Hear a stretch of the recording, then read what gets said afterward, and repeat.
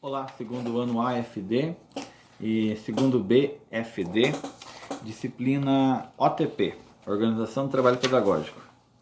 É o quarto vídeo que eu faço para revisar alguns conteúdos com vocês, para que possamos avançar gradativamente até o término do trimestre.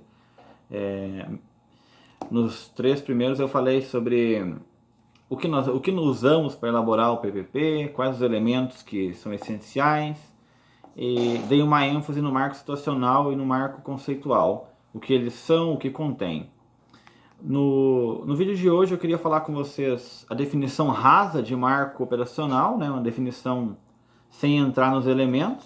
Faremos isso na sequência, tá? À medida que terminarmos esse trimestre agora, creio que eu já consiga adentrar com maior intensidade nesse documento, nesses conteúdos nossos. Vocês sabem que ficamos aí praticamente um mês sem aula até o governo montar a sala e vamos tentando superar essas dificuldades, apesar das limitações que, como sempre, encontramos no ensino à distância. Bom, vamos lá então. Marco situacional, pela milésima vez, mas vamos lá, nunca é demais. A situação da escola, onde ela se encontra, o que existe, o que eu preciso, no campo, no espaço, no tempo. Para conhecer o meu aluno, para eu saber quem ele é, a comunidade, o que eu posso, o que eu não posso, como eu vou ajudar, como eu vou planejar. Enfim, onde a escola está situada? Uma pergunta geral.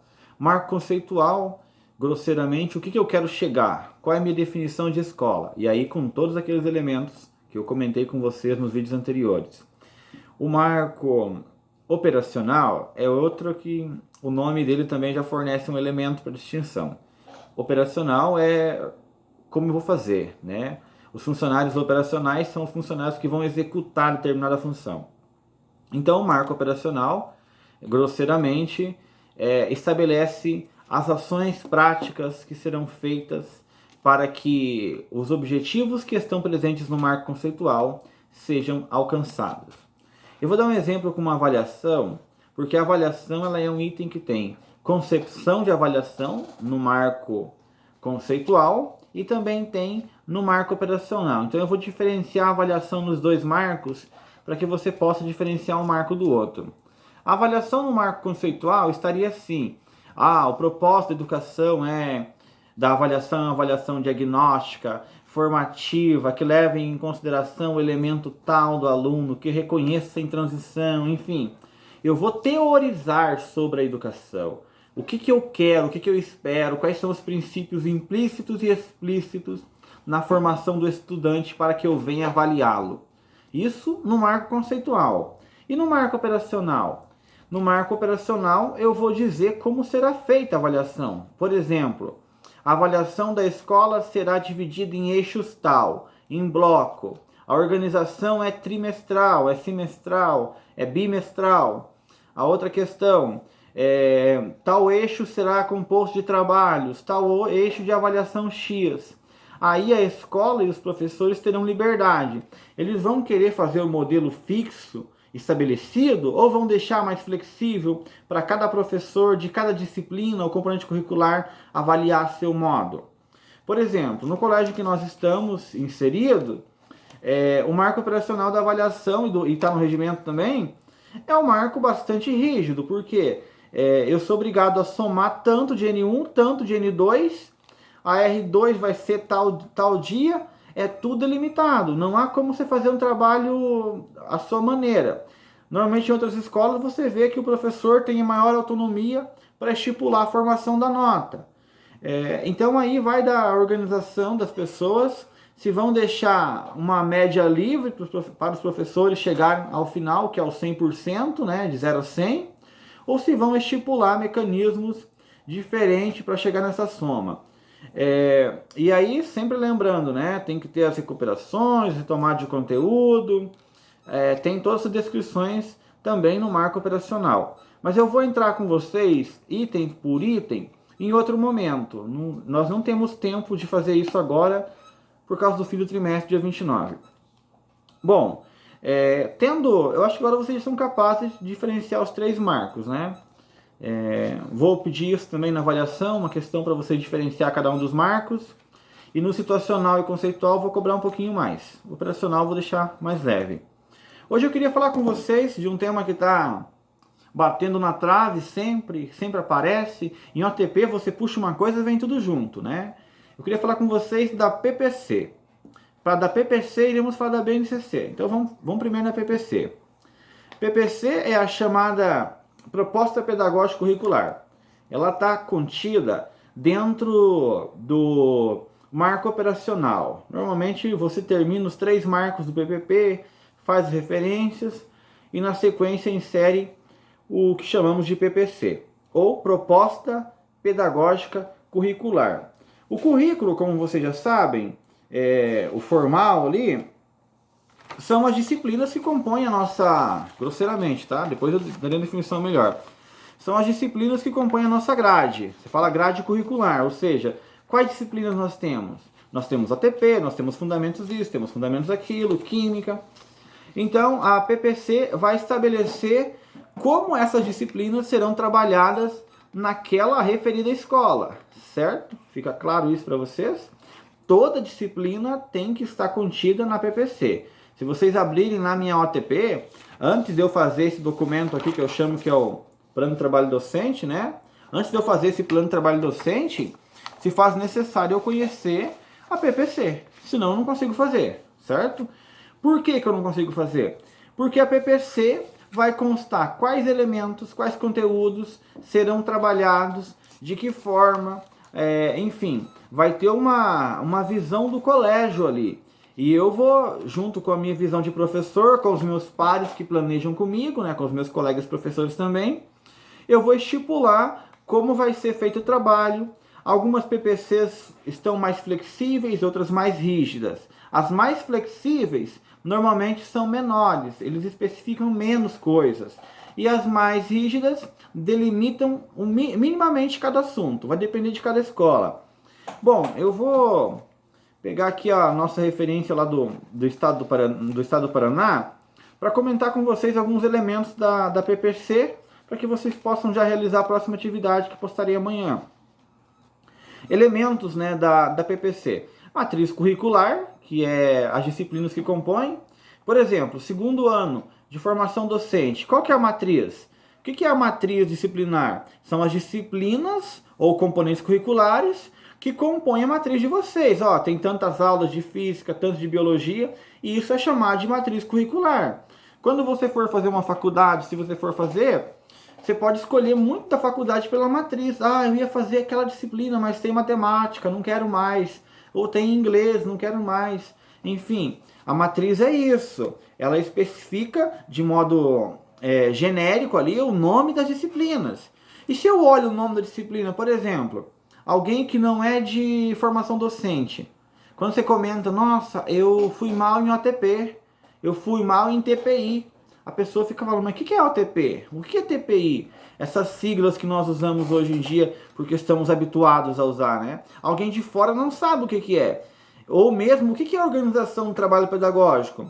Então se faz necessário que a escola explicite nesse documento chamado PPC o que é essa disciplina. Quais objetivos essa disciplina tem ao longo do primeiro e do segundo ano? Eu não posso, enquanto professor, eu peguei OTP, o que eu gosto de trabalhar? Eu gosto de trabalhar isso e aquilo. E levar aquilo que eu gosto para vocês. Não é assim que funciona a regra. É necessário, quando eu pego uma disciplina para assumir, as que eu posso pegar, as que eu sou formado, as que eu tenho conhecimento para pegar, a primeira coisa que eu faço é olhar o que tem a grade curricular. Se tem uma grade que me desagrada, eu não vou assumir aquela disciplina. Eu não posso chegar, eu não gosto do tema X, eu vou dar mais aula do tema X e menos do tema Y. Então, são esses documentos aí que vão nortear o trabalho de vocês. Porque o professor, ele não começa do nada e não é um cara maluco que chega gritando lá com o seu documento sem olhar para nada. É necessário conhecer os documentos da instituição que ele trabalha, se eles estiverem disponíveis. Bom, então vocês sabem o que é a matriz curricular, né? Essa grade de disciplinas que compõem. Se eu perguntasse qual que é a matriz do segundo ano, as disciplinas que vocês cursam e o número de carga horária que cada um tem. A organização do conhecimento. Por que essa disciplina? Por que virou disciplina? Por que não tem música em sala de aula? Por que não tem tal coisa? Por que não tem aula de direito em sala de aula para formação docente? Antes do conteúdo virar uma disciplina, ele é uma ciência. Então, na apresentação ali de alguns conteúdos gerais, é necessário você elencar por que aquela disciplina, por que saiu da matemática como ciência para a disciplina matemática. Quais são os processos em que contribuem para a formação humana em que nós consideramos importante hoje? Então isso é uma apresentação da tua disciplina, desde os objetos que ela estuda, o que ela faz. Agora com a BNCC e com o referencial curricular fundamental, tem um textão gigante de apresentação de cada uma das disciplinas.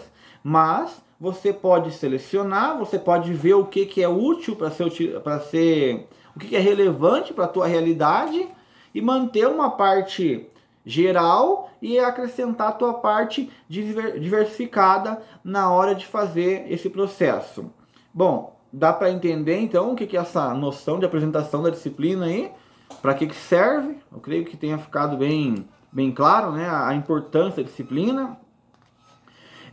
A organização. Aí você vai ver se você ainda vai olhar diretrizes. As diretrizes são um documento que está dizendo os conteúdos que vão ser trabalhados em cada ano. BNCC tem os documentos ali, as habilidades e competências, os códigos certinhos. Eu vou ver isso com vocês, tá? Fiquem tranquilos. Como eu estou falando, para trabalhar PPC eu tenho que citar alguns temas não trabalhados, mas depois irei explorar nas próximas aulas. Então, nós olhamos esse documento de fora, no caso referencial curricular, no caso da formação docente, as diretrizes ainda são vigentes, e assim montamos o nosso planejamento. O plano de aula teu, quando você for para o CMEI, quando você for para a escola, aplicar o seu plano de aula, você não vai imaginar, quer saber, eu quero uma brincadeira de roda e vou levar lá. Como que você sabe se a brincadeira de roda vai ser eficaz para o segundo ano, né, para o infantil 4? Como você sabe se aquela brincadeira é eficaz para o berçário? Então, antes de você ir para a escola, é necessário você conhecer o teu aluno, por isso que você vai observar antes no CMEI, por isso que você vai observar antes na escola, que é a mesma coisa que um marco situacional quase.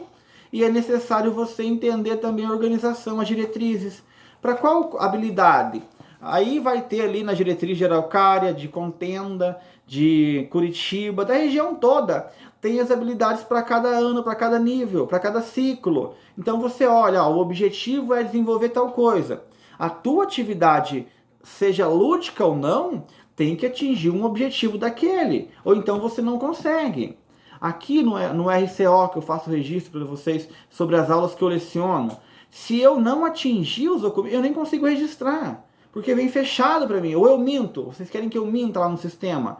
Então não é possível você desvincular dos conteúdos, das habilidades, das expectativas de aprendizagem, que são expectativas. Eu quero que o aluno desenvolva a psicomotricidade, eu quero que ele desenvolva raciocínio lógico, conhecimento científico, vai estar elementado série por série e você vai ter que olhar onde o teu trabalho vai se iniciar, né? Esse plano de aula que eu fiz dá certo para infantil ou é muito avançado? Ou então corre o risco de você chegar com um plano de aula para o CMEI, a pessoa fala assim, não, isso aqui não dá para o CMEI, isso aqui é para a escola. Aí você chega com o plano da escola, não, eles viram isso no CMEI, não tem cabimento, certo? Eu acho que eu vou parar o vídeo por aqui, para não ficar tão longo. Falei o que era PPC, né? De certa forma ela apresenta como as disciplinas ou componentes curriculares são a mesma coisa, como serão trabalhadas. Falei a importância da PPC, que basicamente, sem ela você não sabe qual habilidade é exigida para cada série. Então é fundamental você saber a importância da disciplina que você vai lecionar e qual habilidade. Se o teu plano de aula vai estar de acordo com aquela série, para você não ter problemas no futuro. Eu volto no próximo vídeo ainda falando da PPC. Muito obrigado. Qualquer dúvida...